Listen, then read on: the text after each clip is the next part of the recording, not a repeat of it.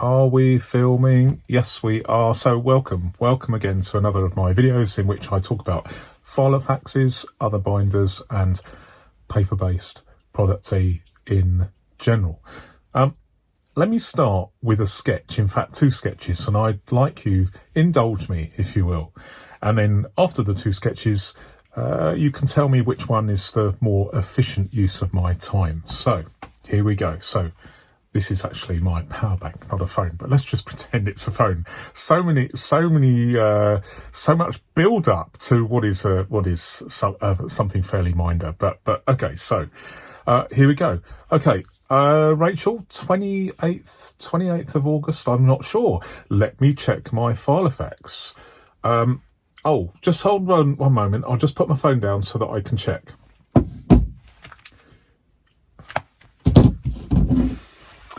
Yes, 28th is fine. Okay, see you there. Okay, or alternatively, here we go. Rachel, 28th of August. Let me just check and see whether that's all right. Yes, I can see that's fine. Okay, see you there. Now, clearly, the second sketch was more professional than the first.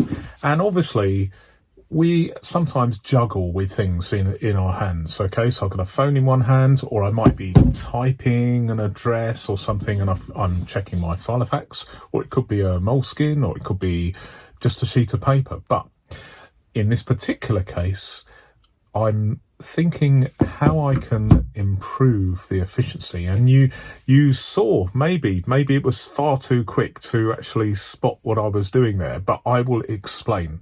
But before I do, I want to tell you a brief history about a guy called Frank Bunker Gilbreth. He was an American guy, 1868 he was born, I think. Let me just check my filofax.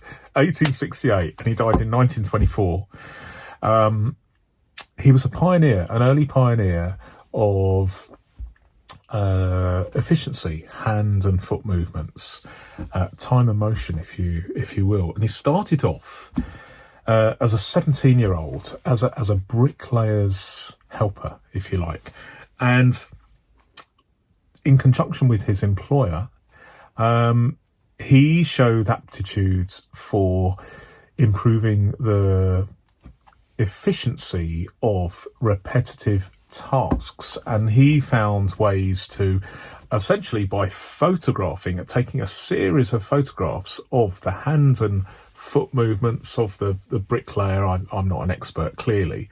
I would never be able to lay a brick, but the bottom line was that he became so adept at improving the efficiency of manual workers that he started a consultancy, which became very, very, very well known. He was very much a pioneer. And, I mean, he obviously was very efficient in his life because he managed to find the time to father 12 children and look after them, presumably, very, very well. So I have always been interested in Frank Gilbreth's concepts, and so although I'm in a different field, I see any chance of him minimizing hand and foot movements with regards to paper-based productivity as a win. And I want to share with you a little thing that I've been developing over the last couple of months, to the point where I'm now able to say, it's a tried and trusted thing, at least for me, maybe for you too. If you find it useful, then that's fantastic. Let me know in the comments if you try what I'm about to show you, because I think it's pretty good. And we're only talking about a small reduction in the time it takes to consult something, in this particular case, open a filofax, but the amalgamation of marginal time savings in a life that is always limited to 70, 80, 90 years if we're lucky, goes some way to basically improve our productivity in general, so that we can, just anyway, I'm waffling now. Let me show you exactly what I'm doing. So it involves a piece of plastic, and this is it has some flexibility. You need to experiment, but I've experimented with different plastics. This plastic is, you can tell by the sound of it, it's quite thick, but it's still flexible. And I cut some slots in the bottom, as you would do if you were using this as a page lifter. And the page lifting principle is very, very important here, even though we're not actually using this at one end, typically the back of a filofax, because this is being used for a different purpose, but it must have those slots. So basically, and the other thing you must do is make sure that it protrudes. It's only going to work, this is about 3/4 centimetre, 1/3 of an inch maybe, out from the edge of the filofax. So this isn't going to work.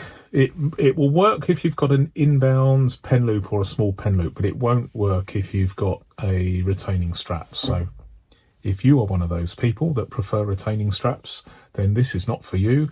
Move on to my next video. Everything will be cool. So if you're still with me, I know that you're still interested in using a filofax with no retaining strap. So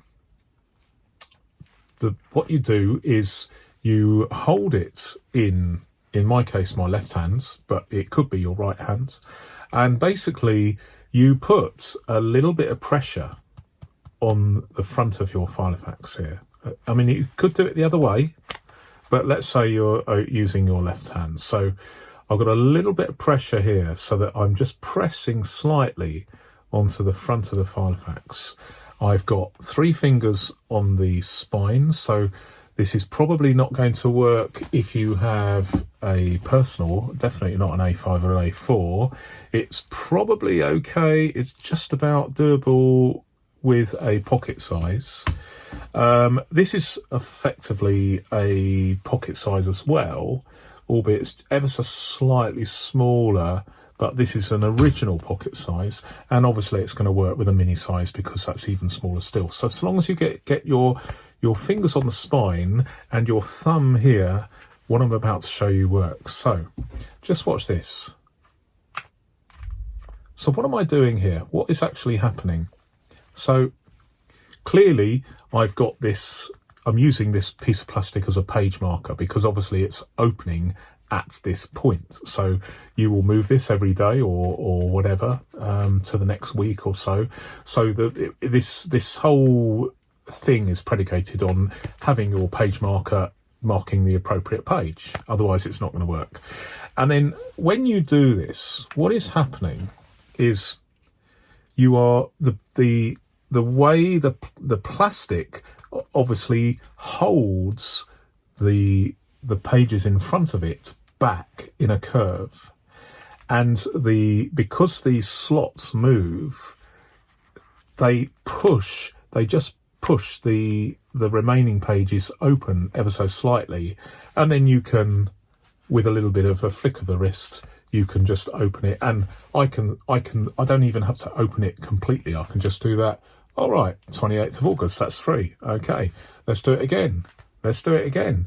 And we can do this ad infinitum. It's going to, a small amount of time saved, rather than going, well, where's the current week? Let's have a look. Or indeed, have to put the phone down and physically use 2 hands to open the binder.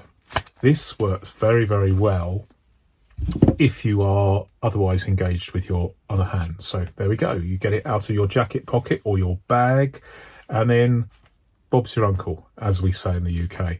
It does it, and then a little bit of momentum, and it's there. You can see it, and you can see this side as well, because you've wisely chosen a clear plastic sheet so that you can actually see what's going on both sides. So I hope you found that useful. It's a little bit of a pedantic and a weird one, but I'll tell you what, I'm always in search of these things. Anyway, I'll leave it there, because, as you know, I could waffle on for ages and ages and ages. But anyway, thank you for watching, and until my next video, goodbye.